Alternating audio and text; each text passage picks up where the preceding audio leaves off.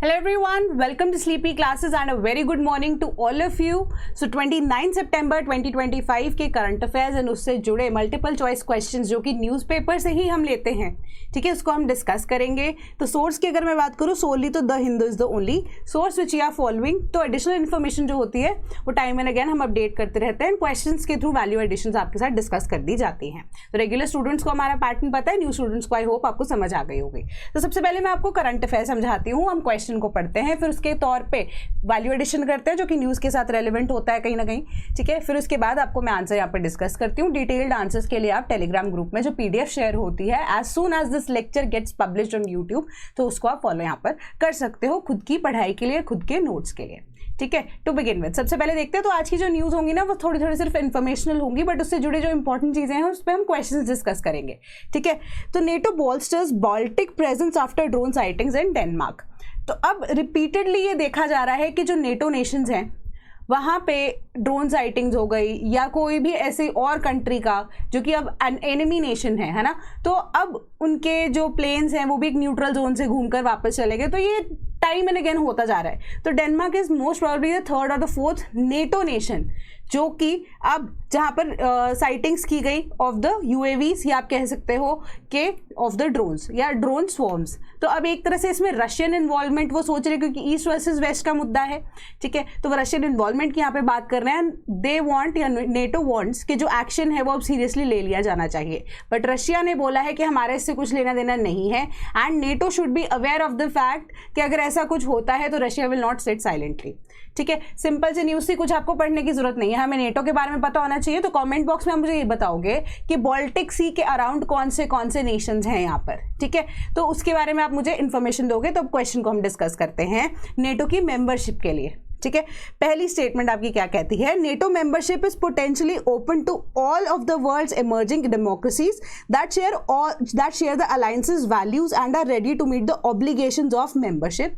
दूसरी चीज है कि the new members must be invited by a consensus of the current members. Which of the statements above is और are correct? तो इसका करेक्ट आंसर है option number B, statement number 2, ठीक है. नेटो की मेंबरशिप पोटेंशियली ओपन है but not to all of the nations, ठीक है, but to the European nations, ठीक है. यूरोपियन नेशंस में भी स्पेसिफिकली वो नेशंस जिन्होंने एक्चुअली में कुछ योगदान दिया है या आने वाले टाइम में वो योगदान दे सकते हैं इन द पैसिफिक रीजन या अटलांटिक रीजन, या आप कह सकते हो कि दोनों के बीच का जो रीजन है जहाँ पे यूरोप फॉलो करता है वहाँ पे उनकी डेवलपमेंट किसी भी तरीके से हो सकती है and they share a common value, यानी कि वो वेस्ट को प्रॉपरली सपोर्ट करते हैं, ठीक है. यहाँ पर किसी भी तरह का उनको ये शक नहीं होना चाहिए कि वो प्रो वेस्टर्न गवर्नमेंट यहाँ पर है एंड जो गवर्नमेंट है उनके कंट्रोल में ही उनकी मिलिट्री है for a prolonged period of time, ठीक है. तो इसी वजह से जो नेटो मेंबरशिप है वो इन्वॉल्व रहती है.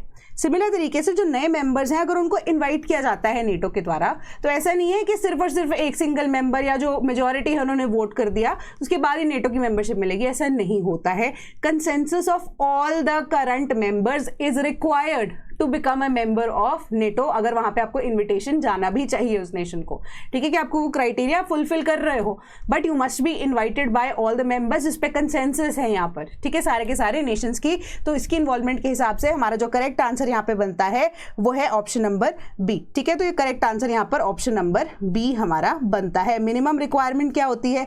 Potentially open to all Europe से इमर्जिंग डेमोक्रेसीज जो कि शेयर करते हैं values with the alliance's and are ready to meet the obligations of the membership. तो अब क्या क्या रिक्वायरमेंट होती है? चेकलिस्ट वैसे मेंबरशिप की नहीं है, बट बेसिक रिक्वायरमेंट्स क्या क्या होती हैं? अपहोल्ड होनी चाहिए वहाँ पे डेमोक्रेसी, यानी कि रूल ऑफ लॉ होना चाहिए. सेकंड स्टेटमेंट आपकी यहाँ पर क्या कहती है? The members must be making progress towards a market economy. अच्छी इकोनॉमी, मार्केट ग्रो होनी चाहिए उसके अकॉर्डिंगली, ताकि आप जीडीपी में भी हेल्प कर सको. ये ऑल टुगेदर अगर अलायंस आपको बनाना है तो आप वहाँ पे अगर एक दूसरे का सपोर्ट कर रहे हो in the time of peace as well as at time of war also, है ना. तो वॉर के टाइम पे अगर आप वहाँ पर आप कह सकते हो कि बिल्कुल ही ऐसे ब्रोकन कंट्री हो तो वहां पे आपको कैसे हेल्प करेंगे वो, ठीक है. तो एक तरह से उनका खर्चा ही वहां पर हो रहा है, तो एक तरह से गिव एंड टेक रिलेशनशिप यहाँ पर होना चाहिए प्रॉपर तरीके से. देन मिलिट्री फोर्सेज जो है वो सिविलियन जो कंट्रोल में होना चाहिए, जो गवर्नमेंट है उसकी कंट्रोल में होना चाहिए. कोई कू का यहाँ पर जो रीजन है वो नहीं होना चाहिए या किसी भी तरह की इंस्टेबिलिटी जो है वो नहीं होनी चाहिए. And they must be good neighbours and respect sovereignty outside their borders and they must be working towards compatibility with NATO forces.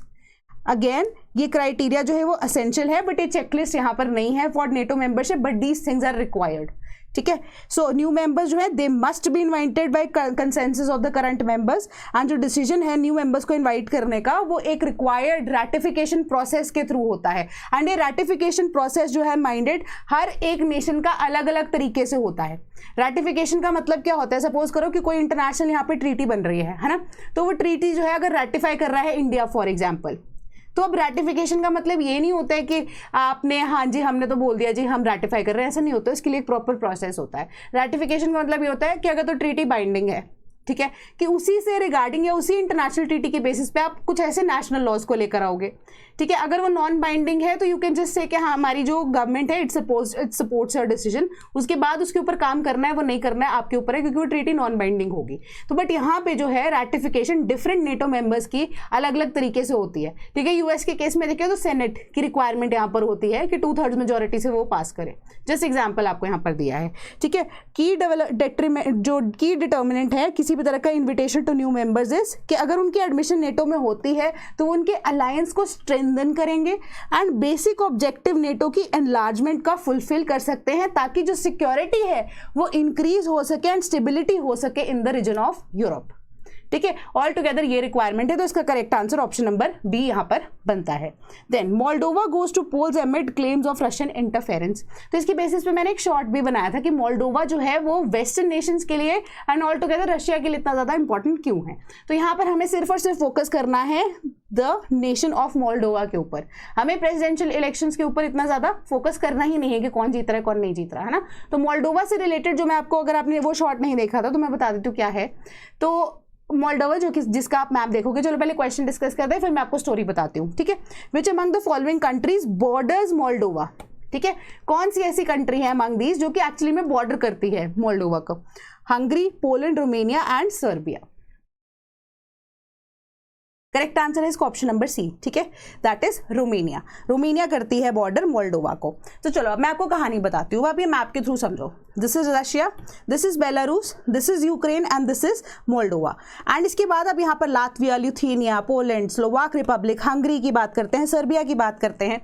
तो ये सारे के सारे कौन से नेशंस हैं? ये वो नेशंस हैं जो कि यूरोपियन यूनियन का पार्ट भी हैं प्लस नेटो नेशंस भी हैं, ठीक है। तो इसकी इंपॉर्टेंस यहाँ पे आप देख लीजिए कैसे है। अब यूक्रेन के ऊपर जब से रशिया ने एनेक्सेशन वाला पार्ट जो है 2022 के अंदर शुरू किया, ठीक है, अब नेटो नेशंस इतने घबराए एक्चुअली में क्यों है? पहली चीज तो यूक्रेन पहले चाहता था, उनकी आप कह सकते हो स्टेबिलिटी भी वहां पर थी, but Ukraine always wanted to become a part of NATO, है ना। बेलारूस की अगर आप बात करें तो टोटली प्रो रशियन गवर्नमेंट है वहां पर। तो एक तरह से एक बॉर्डर जो है वो नेटो नेशंस का डायरेक्टली आप कह सकते हो कि रशिया के साथ है, ठीक है। इसके ऊपर वाले रीजन में भी अगर आप देखोगे तो रशिया के साथ बॉर्डर से शेयर कर रहे हैं, बट एक लिमिटेड है, ठीक है। अब एक फ्रंट के तौर पे आप कह सकते हो कि लड़ाई अगर शुरू भी होती है इन एनी केस या रिक्वायरमेंट भी होती है तो एक डायरेक्ट कन्फ्रंटेशन के चांसेस इतने नहीं होते, बट बेलारूस के थ्रू वो चीज़ पॉसिबल है। अभी यूक्रेन के ऊपर अगर एनेक्सेशन हो जाती है, यूक्रेन खुदा ना खासा अगर ऐसा कुछ होता है, यूक्रेन भी रशिया के अंडर अगर आ जाता है या प्रो रशियन गवर्नमेंट यूक्रेन में भी आ जाती है आने वाले टाइम में, तो दैट सिचुएशन में आप देखोगे कि ये वाला फ्रंट भी खुल जाता है नेटो नेशंस के लिए। एंड उसके बाद मोल्डोवा की जब हम बात कर रहे हैं, मोल्डोवा की हिस्ट्री के तौर पे मैं आपको बता दूं कि अब ये यूएसएसआर का पार्ट था। 1991 में यूएसएसआर से अलग होता है, जब गिर जाता है, फॉल ऑफ यूएसएसआर होता है, रशिया अलग नेशन एंड बाकी नेशंस जो है अलग हो जाते हैं। तो मोल्डोवा इंडिपेंडेंट अपने आप को घोषित करता है, ठीक है। तो उसके बाद क्या होता है, धीरे धीरे करके अगर आप देखो कि एनेक्सेशन वाला या जो अटैक है यूक्रेन के ऊपर किया गया 2022 के अंदर रशिया के द्वारा, है ना, तो Ukraine and Moldova both were of the opinion कि हम यूरोपियन यूनियन या एटलीस्ट नेटो मेंबर्स यहाँ पर बन पाए, पर नेटो का प्रोसेस जो है थोड़ा और स्ट्रिक्ट है, तो यूरोपियन यूनियन के मेंबर वो बन पाए, ठीक है। सो अब इसी के तौर पर उनको डायरेक्ट मेंबरशिप तो यहाँ पे नहीं दी जा सकती थी, ठीक है। तो वो डायरेक्ट मेंबरशिप यहाँ पे नहीं दी, but possibility of becoming a member उनको वो ग्रांट कर दिया गया वो स्टेटस, ठीक है, कि हाँ ये पोटेंशियल यहाँ पे मेंबर्स बन सकते हैं। तो जर्मनी के द्वारा उनको यहाँ पर इनिशियली मिलिट्री एड या भेजी गई, ठीक है। तो मिलिट्री एड भेजी तो गई, बट वो इतना ज़्यादा सक्सेसफुल नहीं था। तो सिंस अब मोल्डोवा जो है यूएसएसआर का पार्ट भी रह चुका है, तो वहाँ पे जो लोग हैं, आधी जनता ऐसी भी है जो कि अब प्रो वेस्टर्न नेशंस है, आधी जनता ऐसी है जो कि रशिया का यहाँ पर पार्ट बनना चाहते हैं। तो आपस में इनका कॉन्फ्लिक्ट तो चलता ही रहता है। तो प्रेसिडेंशियल इलेक्शन में जब भी जो भी गवर्नमेंट यहाँ पर मोल्डोवा की इलेक्ट होगी, ठीक है, चाहे वो प्रो वेस्टर्न नेशंस हैं या प्रो रशियन नेशंस हैं। इन दैट सिचुएशन आने वाले टाइम में चीज़ें समझ में आएंगी कि क्या होगा। ठीक है, तो अभी रिसेंटली न्यूज़ में यही था कि मोल्डोवा के इलेक्शन अगर वहाँ पर रशियन इंटरवेंशन की इनडायरेक्टली डार्क वेब के थ्रू या डार्क पैटर्न्स को अडॉप्ट करते हुए वो जो रशियन गवर्नमेंट है, जो प्रो रशियन प्रेसिडेंशियल जो कैंडिडेट हैं, उनके लिए सपोर्ट में काफ़ी चीज़ें की जा रही हैं, है ना। एलिगेशन यूएस की तरफ से ये लगाए गए थे, बट एक्चुअली में रिजल्ट क्या होता है वो हमें नहीं पता। बट जियो पॉलिटिकली देखें तो मोल्डोवा की जो पोजिशनिंग है वो बहुत ज़्यादा इंपॉर्टेंट है। ठीक है, तो एक डायरेक्ट फ्रंट की ओपनिंग कर देता है। प्लस अभी यूक्रेन के साथ भी लड़ाई चल रही है, या रशिया के साथ, तो अभी यहाँ पर वो एक तरह से लगा लीजिए कि नॉर्थ ईस्टर्न फ्रंट पे ही लड़ रहा है। बट अगर मोल्डोवा में भी प्रो रशियन गवर्नमेंट आ जाती है तो एक एक्स्ट्रा यहाँ पर फ्रंट खुल जाएगा, जहाँ पे यूक्रेन की अनेक्सेशन की चांसेस जो है, पॉसिबिलिटी बहुत ज़्यादा बढ़ जाती है रशिया के लिए। ठीक है, अगर प्रो रशियन गवर्नमेंट वहाँ पर इलेक्ट हो जाती है तो ये पूरी की पूरी यहाँ पर कहानी मैंने आपको बता दी। ठीक है, correct answer option number C है इसका। Then AstroSat India's first space observatory completes a decade amongst the stars. तो 2015 के अंदर इसको लॉन्च किया गया था।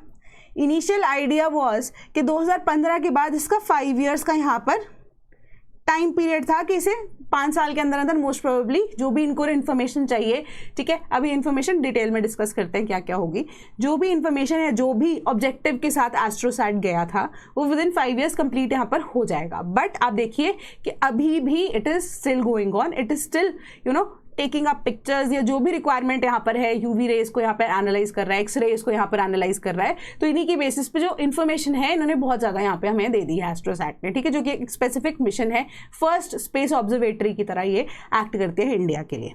ठीक है, अब यहाँ पर इसे लॉन्च किसने किया था? PSLV हमारे पास C30 XL रॉकेट, जिसने एस्ट्रोसैट को लिफ्ट किया था श्रीहरिकोटा से। ठीक है, अब 5 साल के बाद भी it continues to provide valuable data. अब तो 10 साल हो गए। ठीक है, मल्टी वेवलेंथ स्पेस ऑब्जर्वेटरी है 5 पेलोड्स के साथ एक्स्ट्रा। ठीक है, and has made major interesting discoveries related to black holes, to neutron stars, nearest star हमारे पास जो प्रोक्सिमा सेंचुरी है, for the very first time detect किया इसने FUV फोटॉन्स को।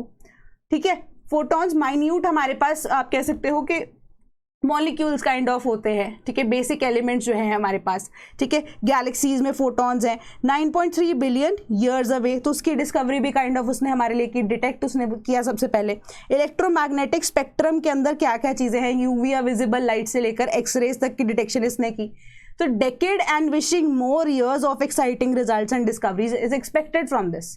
तो 5 पेलोड्स का बेसिक काम क्या है? ठीक है, तो अब एक तो मेजर हमारे पास ऑब्जर्वेटरी गई, उसके बाद जो 5 पेलोड है, मतलब कि 5 डिफरेंट तरह की ऑब्जर्वेशंस के लिए एक्स्ट्रा यहाँ पर सामान यानी कि पेलोड को भेजा गया। अब उनका काम क्या है कि universe in the visible ultraviolet low and high energy X ray regions में कैसा नजर आता है of the electromagnetic spectrum simultaneously with the help of 5 payloads इनको डिटेक्ट किया जा सकता है। अल्ट्रावायलेट इमेजिंग होती है, large area X ray proportional counter, ठीक है, then cadmium zinc telluride imaging के लिए, देन सॉफ्ट एक्सरेज टेलीस्कोप है, स्कैनिंग स्काई मॉनिटर, ये सारी चीज़ें यहाँ पर लगाकर भेजी गई थी इसके अंदर, जिसके थ्रू ये इन्फॉर्मेशन साइमल्टेनियसली भेजता भी जा रहा है। तो कोलैबोरेशन था, काफ़ी कोलैबोरेटिव इवेंट था, काफ़ी सारी यूनिवर्सिटीज़, इंटरनेशनल आप स्टेक होल्डर्स कह सकते हो इसके अंदर इन्वॉल्व थे, पर मेजर काम यहाँ पर इसरो ने किया था।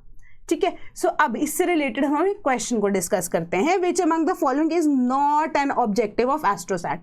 तो अब आपने अगर मेरी बातों को ध्यान से सुना होगा तो आप एक थीम को यहाँ पर डिराइव कर सकते हो कि क्या पर्पस हो सकता है इसका। तो इनमें से कौन सा ऐसा पर्पस नहीं है? पहली है study the formation of the earth, estimate the magnetic fields of neutron stars, detect new briefly bright X-ray sources in the sky, perform a limited deep field survey of the universe in the ultraviolet region।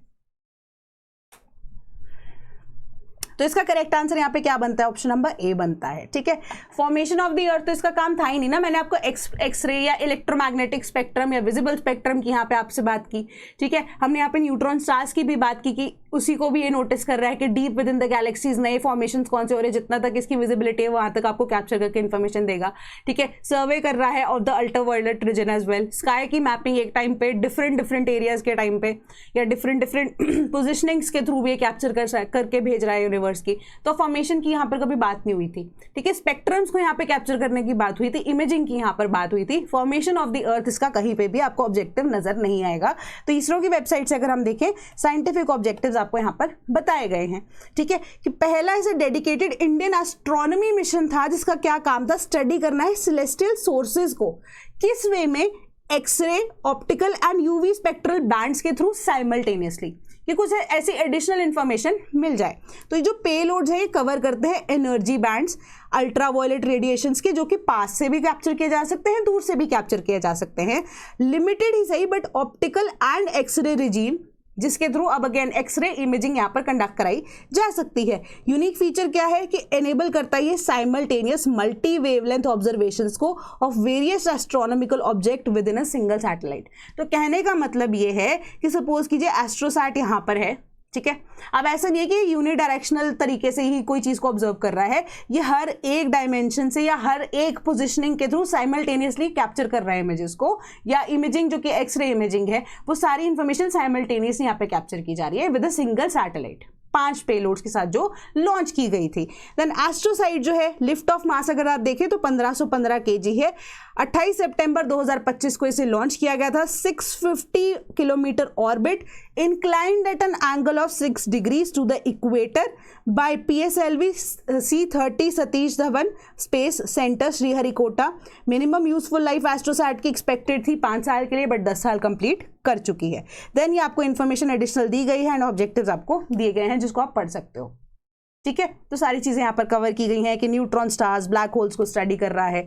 Then magnetic fields of neutron stars क्या हैं, birth stars के कैसे होते हैं, high energy releasing process जो है हमारी Galaxy में या दूसरी गैलेक्सीज में जो कि बहुत फार अवे डिस्टेंस पे हैं, ठीक है, डिटेक्ट करना नई एक्सरे सोर्सेज को इन द स्काई जो कि अब नए इवेंट्स की वजह से हो रहे हैं। देन परफॉर्म करना limited but deep field survey in the universe in the ultraviolet region, ठीक है। तो आई होप आपको ये कॉन्सेप्ट क्लियर हो गया होगा। Then India Pakistan spar at United Nations over terrorism and Pahalgam attack. कुछ नहीं है इस न्यूज़ के अंदर, ठीक है। हमने सिर्फ और सिर्फ क्वेश्चन यूनाइटेड नेशंस के ऊपर या बेसिस पर डिस्कस करना है कि आपस में एक दूसरे के साथ यहाँ पे कहा सुनी हुई, एक्सटर्नल अफेयर मिनिस्टर ने कुछ कहा या इन डिटेल क्या हुआ, वो चीज़ें हमें यहाँ पर फोकस नहीं करना, ठीक है। अब इंडिया ने वैसे इनडायरेक्टली अपने नेबर को विदाउट टेकिंग द नेम ये बोला नेबरिंग कंट्री जो है वो टेररिस्तान है, ठीक है। बस ऐसा कुछ नहीं है उसके अलावा पढ़ने वाला। तो क्वेश्चन को हम डायरेक्ट देख लेते हैं। Consider the following, general assembly में ये चीज़ें हो रही थी, डिस्कशन हो रही थी। तो पहले आपको स्टेटमेंट ये कहती है, United Nation General Assembly presidency rotates every 2 years। Second statement ये कह रही है कि the observer nations can not vote in general but can vote during a deadlock. Which of the statements above is और are correct? तो इसका correct answer क्या है? Option number D, none of the statements are correct.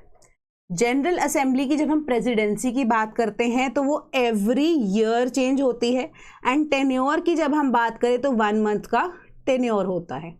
यानी कि अब आप देखोगे कि सितंबर के मंथ के अंदर for at least first week of सितंबर से लास्ट वीक ऑफ सितंबर, वो 4 हफ्ते का जो टाइम पीरियड होता है, उस टाइम पे आप देखोगे कि United Nation General assembly, United Nations के जो अब ईयरली आप कह सकते हो मीटिंग्स हैं वो कंडक्ट होती हैं, है ना। तो वहाँ पर with respect to different regions, जिसको हम डिस्कस करते हैं अभी, with respect to different regions जो हैं प्रेसिडेंट सिलेक्ट होते हैं फ्रॉम अ पर्टिकुलर रीजन। यानी कि ग्रुप्स में डिवाइड किया गया है, African, Asia Pacific, eastern European, Latin American and Caribbean and western European and other states की बेसिस पे ये 5 ऐसे ज्योग्राफिकल ग्रुप्स बनाए गए हैं। हर साल हर एक ज्योग्राफिकल जो ग्रुप होता है वो 1 महीने के लिए प्रेसिडेंट के तौर पे यूनाइटेड नेशंस के यूनाइटेड नेशन जनरल असेंबली का जो प्रेसिडेंट है उनकी तौर पर यहाँ पर एक्ट करता है, उनको रिप्रेजेंट करते हैं। यानी कि it is elected, the president is elected for 1 year and presides over the assembly sessions from September to September, ठीक है, फर्स्ट ईयर से नेक्स्ट ईयर तक। बट आप कह सकते हो कि एक्टिव जो टाइम पीरियड होता है वो 1 महीने का ही होता है, with the position rotating annually between the 5 regional groups, जो कि ये रीजनल ग्रुप्स हैं। इन कॉन्ट्रास्ट अगर हम देखें, सिक्योरिटी काउंसिल की प्रेसिडेंसी जो है वो मंथली बेसिस पे रोटेट होती है with respect to alphabetical orders, ठीक है। I hope that is clear, ठीक है। नेक्स्ट स्टेटमेंट आपकी क्या कहती है, डेडलॉक के केस में भी क्यों वोटिंग राइट्स होंगे? ऑब्जर्वर स्टेटस है, वो अभी मेंबर्स ही नहीं बने, आप अभी ऑब्जर्वर स्टेटस, आप सिर्फ ऑब्जर्व कर सकते हो, आप मीटिंग्स का हिस्सा ले सकते हो, थोड़ी बहुत पार्टिसिपेशन आप कर सकते हो, कोई भी ऐसा डेडलॉक का प्रोसीजर यहाँ पर है ही नहीं। तो इन दैट केस आप देखो कि in the event of deadlock also security council में यहाँ पर वीटो वाला पॉइंट होता है, क्योंकि वहाँ पे 9 आउट ऑफ 15 मेंबर्स की वोटिंग होती है, ठीक है, रिक्वायर्ड होती है, और उसमें से भी अगर कोई वीटो या परमानेंट मेंबर्स जो है वो वीटो अगर पास ना कर दे, दैट सिचुएशन इज ट्रिकी। इससे अगर आप यहाँ पर जनरल असेंबली की बात करो तो वहाँ पे तो टोटल 193 194 मेंबर्स हमारे पास एग्जिस्ट कर रहे हैं, ठीक है, तो 193 के अंदर आपको क्या डेडलॉक हो सकता है? तो यहाँ पे डेडलॉक प्रोसेस जो है कहीं पर भी नहीं होता है जनरल असेंबली की जब हम बात कर रहे हैं, ठीक है। और सिक्योरिटी काउंसिल की भी अगर हम बात करें तो वहाँ पर भी डेडलॉक जनरली नहीं होता है, ठीक है, वीटो वाली सिचुएशन से जो चीज़ है वो ट्रिकी हो जाती है। Then India signals realignment with Global South, adopts assertive line on Gaza। तो यहाँ पर भी क्या हुआ, जो एक्सटर्नल अफेयर्स मिनिस्टर हैं एस जयशंकर जी, उन्होंने क्या कहा, उन्होंने बोला कि हमारे जो हमेशा से फॉरेन पॉलिसी रही है ना, वो ग्लोबल साउथ से हमेशा अलग रही है। अब ग्लोबल साउथ कोई पर्टिकुलर ग्रुप ऑफ नेशंस नहीं है, it is a group of Nations, ठीक है, पर्टिकुलर कुछ नहीं है उसके अंदर, या रीजन स्पेसिफिक नहीं है कि ग्लोबल साउथ की बात करें तो सर्दर्न रीजन ही आएंगे उसके अंदर कवर हो, कैसा नहीं होता। It is a group of all those Nations जो कि अभी अंडर डेवलप्ड हैं या डेवलपिंग फेज के अंदर हैं, ठीक है। तो ये दो तरह के जो नेशंस हैं उनकी ग्रुपिंग को एक तरह से ग्लोबल साउथ की तरह रेफर कर दिया जाता है, बट ऐसा कोई ग्रुप जो है वो एग्जिस्ट नहीं करता।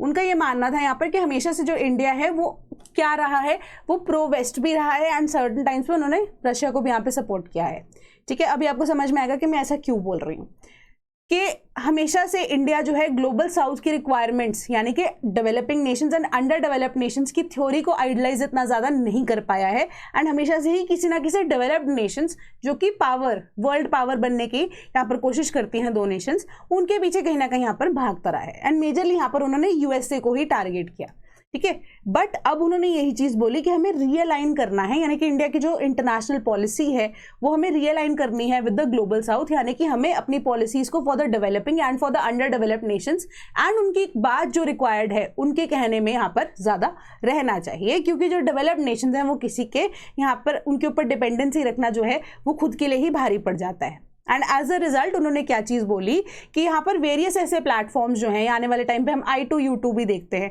वो भी होने के चांसेस अब नज़र नहीं आ रहे हैं, ठीक है। एंड उन्होंने बोला कि यूएस से जो है टाइम एंड अगेन हमारे ऊपर 50% उन्होंने पहले टैरिफ लगा दिया, उसमें से 25% हमारे ऊपर पेनल्टी लगा दी।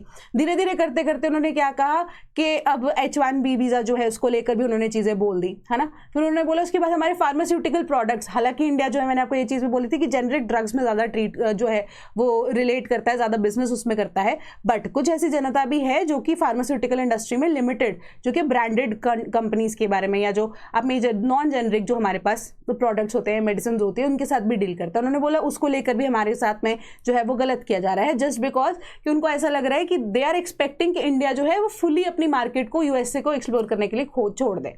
तो दैट वॉन्ट बी पॉसिबल, कि हमें अपने नेशनल इंटरेस्ट को भी यहाँ पे प्रोटेक्ट करना है। कि उन्होंने एक तरह से कंपैरिजन ड्रॉ किया कि एक डेवलप्ड नेशन एंड अब इंडिया जो एक डेवलपिंग नेशन है, तो उनके लिए यहाँ पर एक्चुअली में ग्लोबल साउथ के साथ अगर अलाइन करें हम चीज़ों को जल्दी समझ में पाएंगे, ठीक है। यह समझ आना हमारा ज़रूरी है कि that we won't be favouring a particular nation, ठीक है। कि अभी ऐसा कुछ नहीं है कि हम किसी भी कंट्री जो डेवलप्ड कंट्री है हम उनके प्रो चले, बल्कि हम अपना जो रीअलाइनमेंट करेंगे विद द ग्लोबल साउथ, ठीक है। एंड उन्होंने डायरेक्टली यहाँ पर गाज़ा के लिए बोला कि इनिशियली ऐसा होता था कि जब भी कोई वोटिंग इंपॉर्टेंट होती थी इंडिया तो एब्सटेन कर देता था, या हमेशा से प्रो यूएस से उन्होंने अपने जो डिसीजंस हैं इंडिया ने दिए हैं, ठीक है। या इवन रशिया के केस में भी इंडिया ने सपोर्ट किया है या एब्सटेन कर देते वोटिंग में, बट अब धीरे धीरे करके कहते हैं जो सिचुएशन सामने आ रही है, उन्होंने प्रोएक्टिवली बोला कि गाज़ा जो है उसको एस्टैब्लिश होना चाहिए एज अ सेपरेट नेशन, ठीक है। तो ऑल टुगेदर आपकी न्यूज़ ये कहती है। देन क्वेश्चन अब क्या कह रहा है आपका, पहली स्टेटमेंट कह रही है the term global south originates from non aligned movement. Second statement कह रही है non aligned movement was officially launched in the year 1955। अब आप बोलोगे कि मैम ये क्वेश्चन आपने नॉन अलाइंड मूवमेंट से कैसे डाल दिया, तो इसका आंसर यहाँ पे मैं आपको बता दूं कि correct answer is option number A, ठीक है। फर्स्ट स्टेटमेंट है जो ग्लोबल साउथ टर्म है ना वो ऑल टुगेदर यूज की गई थी जब नॉन अलाइंड मूवमेंट की यहाँ पर बात चल रही थी 1955 ऑनवर्ड्स, ठीक है। तो अब वहाँ पर आप देखोगे कि आपने वर्ल्ड हिस्ट्री के ऊपर थोड़ा सा फोकस किया होगा, तो आप देखोगे कोल्ड एरा या कोल्ड वॉर एरा जो है वो शुरू हो गई थी। एंड कोल्ड वॉर जो है किसके बीच में चली, वेस्ट वर्सेस ईस्ट थी, वेस्टर्न नेशंस थे वर्सेस रशिया या यूएसएसआर उस टाइम पे, ठीक है। उन दोनों के बीच में जो ये वॉर चल रही थी, कोल्ड वॉर एरा चल रही थी, तो इनडायरेक्टली दोनों ही नेशंस या स्पेसिफिकली अगर आप देखिए नेशंस ये चाहते थे कि जो बाकी नेशंस है डेवलपिंग या अंडर डेवलप्ड नेशंस या बाकी जितने भी नेशंस हैं अपार्ट फ्रॉम द वेस्ट या यूएसए की अगर हम बात करें, यूएसएसआर की बात करें, अपार्ट फ्रॉम दीज नेशंस जो हैं वो क्या करें, वो अब किसी एक ब्लॉक को यहाँ पर चूज करें। तो नॉन अलाइन मूवमेंट जो है, नॉन अलाइनमेंट मूवमेंट जिसको हम बोलते हैं, जो कि जवाहरलाल नेहरू इसके मेन प्रोपोनेंट जो हो रहे, उनका यहाँ पर ये कहना था कि हम एक पर्टिकुलर नेशन को, सिंस अभी हम रिसेंटली यहाँ पर बहुत सारे ऐसे नेशंस हैं जो कॉलोनाइजेशन से अभी छूटे हैं कि उनको अपनी डेवलपमेंट की यहाँ पे बात करनी चाहिए, कि हम एक पर्टिकुलर नेशन को सपोर्ट यहाँ पर नहीं करना चाहते, हम अपने नेशनल इंटरेस्ट में एक्ट करेंगे, जो चीज़ हमें सही लगता है हम उसी चीज़ को फॉलो करेंगे।